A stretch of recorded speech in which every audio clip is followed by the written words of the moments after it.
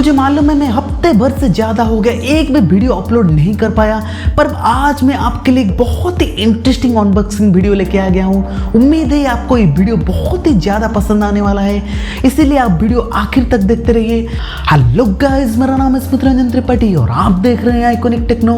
आज मैं आपके लिए OnePlus नोट का अनबॉक्सिंग लेके आ गया हूँ और आखिर में मैं अपना रिव्यू भी देने वाला हूँ। ये फोन आखिर में लेना चाहिए कि नहीं लेना चाहिए, तो वीडियो में लास्ट तक आप देखते रहिए। तो प्रीवियस अनबॉक्सिंग वीडियो में जो लोगों ने बहुत ही इंटरेस्टिंग सा कमेंट दिया था, बहुत ही अच्छे कमेंट दिए थे, उन लोगों के नाम और कमेंट आप स्क्रीन के ऊपर देख सकते हैं। अगर आप रीड करना चाहे तो पॉज करके रीड भी कर सकते हैं। So without wasting any time, let's get started.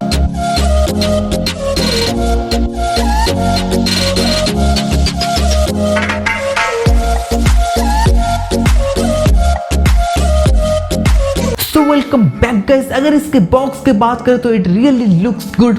Black colour का बॉक्स है, बहुत सारा इंफॉर्मेशन इसके ऊपर लिखा हुआ है। OnePlus का जो बॉक्स होता है ज्यादातर दूसरे ब्रांड से थोड़ा सा यूनिक होता है, थोड़ा सा इंटरेस्टिंग होता है। यहाँ पे ब्लैक कलर का बॉक्स है, बहुत सारा इंफॉर्मेशन लिखा हुआ है उसके ऊपर। चलिए उस सब को रखते हैं साइड में और बॉक्स को करते हैं फिलहाल अनबॉक्सिंग।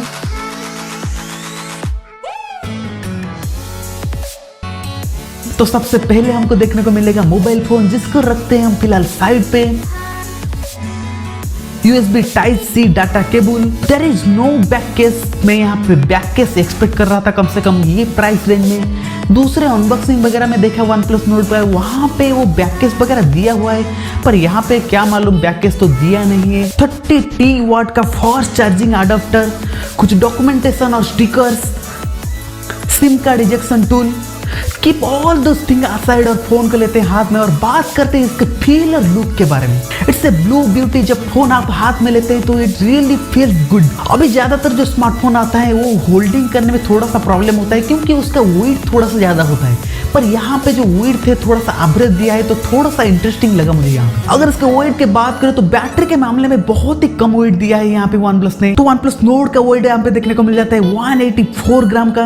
अगर इसका बिल्ड क्वालिटी की बात करें तो इसका बॉडी बना हुआ है प्लास्टिक और ग्लास का सैंडविच कॉम्बिनेशन से, मतलब यहाँ पे प्लास्टिक भी देखने को मिलता है और ग्लास भी देखने को मिलता है। यहाँ पे फ्रंट के साइड और बैक के साइड दोनों के साइड आप लोगों को कर्निंग गोरिल्ला ग्लास 5 का प्रोटेक्शन देखने को मिलता है और इसका जो फ्रेम है आपको देखने को मिलता है प्लास्टिक का। अगर इसके डायमेंशन की बात करें तो देखने को मिल जाता है 158.3 इंटू 73.3 इंटू 8.2 का। बैक में क्वाड कैमरा है, डुअल LED फ्लैश है, OnePlus का ब्रांडिंग है। अगर इसके पोर्ट्स और बटन्स की बात करें तो इसका बटन बना हुआ है मेटल से, जो कि बहुत ही इंटरेस्टिंग सा लगा मुझे। यहाँ पे नीचे देखने को मिलता है USB Type-C का पोर्ट, माइक, स्पीकर रिल, सिम कार्ड इजेक्शन ट्रे।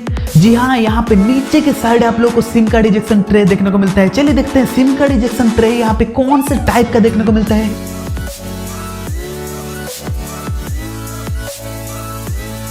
जैसे कि आप देख सकते हैं कि यहाँ पे खाली 2 ही सिम कार्ड आप डाल सकते हैं। यहाँ पे मेमोरी कार्ड का ऑप्शन दिया नहीं है।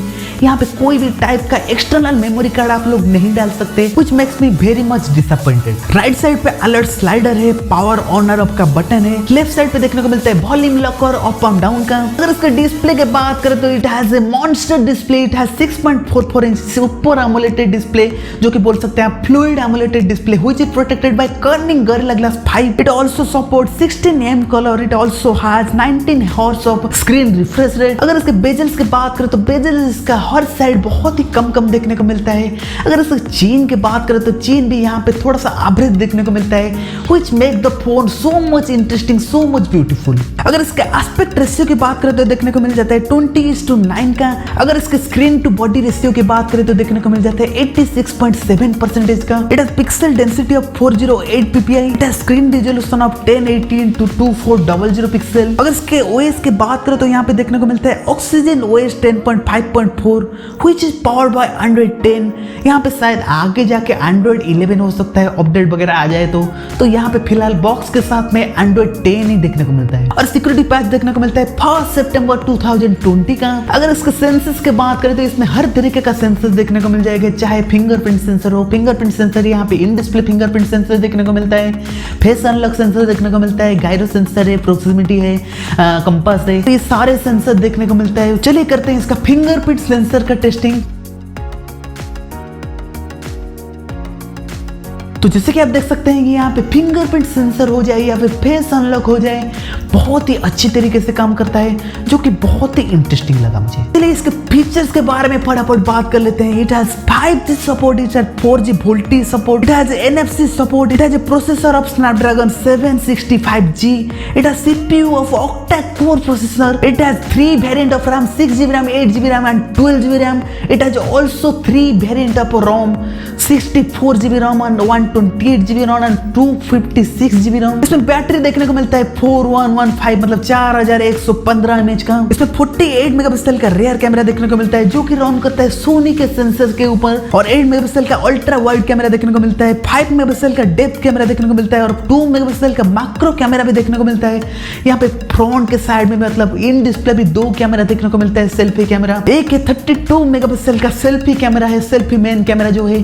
दूसरा है 8 मेगापिक्सल का अल्ट्रा वाइड कैमरा, जिसके साथ में आप लोग अल्ट्रा एंगल मतलब वाइड एंगल सेल्फी वगैरह ले सकते हैं। And it also has latest Bluetooth support, 5.1 Bluetooth support यहाँ पे देखने को मिलता है। अगर इसके कैमरा परफॉर्मेंस की बात करें तो क्या बताऊं यार, बहुत ही अच्छा परफॉर्मेंस देखने को मिलता है। यहाँ पे बहुत सारा फीचर्स देखने को मिल जाता है, बहुत सारा सेटिंग में ऑप्शन देखने को मिल जाता है, जैसे ISO कंट्रोल हो गया, एक्सपोजर कंपनसेशन हो गया।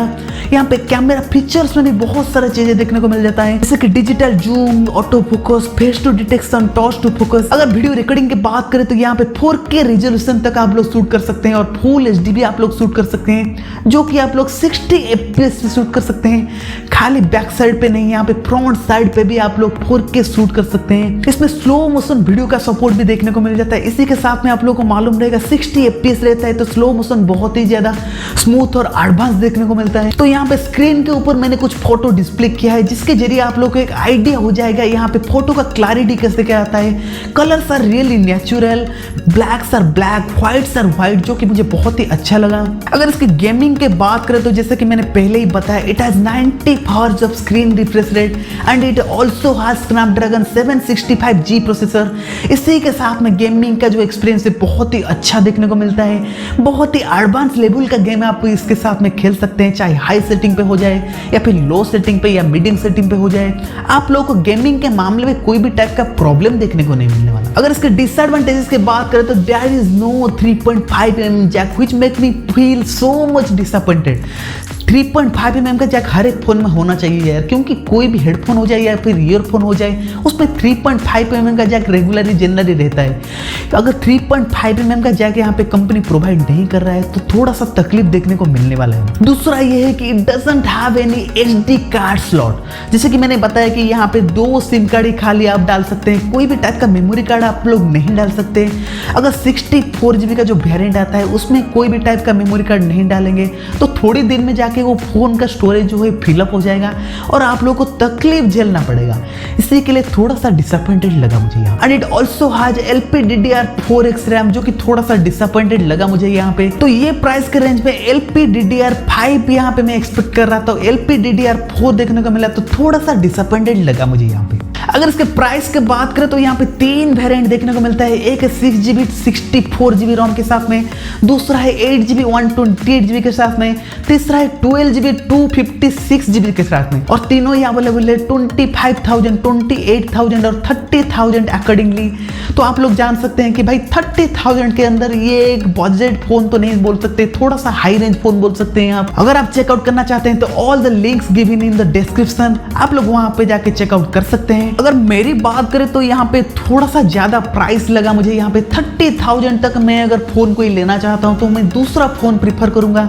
अगर ब्रांडिंग के मामले में आप लोग लेना चाहते हैं तो OnePlus ले सकते हैं, तो मैं आप लोग को सजेस्ट करूंगा Samsung M51 लेने के लिए। यही प्राइस रेंज में आ जाता है, पर थोड़ा सा ज्यादा फीचर रहता है, पर उसमें 4G का सपोर्ट है, 5G का सपोर्ट नहीं है। पर कोई भी टाइप का ब्रांड फोन लेना चाहते हैं तो OnePlus Nord is best option for you. तो फिलहाल आज के वीडियो में इतना ही। अगर वीडियो अच्छा लगे तो लाइक कीजिए, शेयर कीजिए। अगर आपका कुछ कमेंट्स हो जाए और कुछ हमको कमेंट सेक्शन में जरूर बताएं। बाकी आप चैनल पे नए हैं तो चैनल को सब्सक्राइब करना ना भूलें, पता हो ना लाल कलर का बटन, बस फोड़ देने का उसको। Hope in the next video, till then bye bye. This is Mudranjan Tripathi signing out.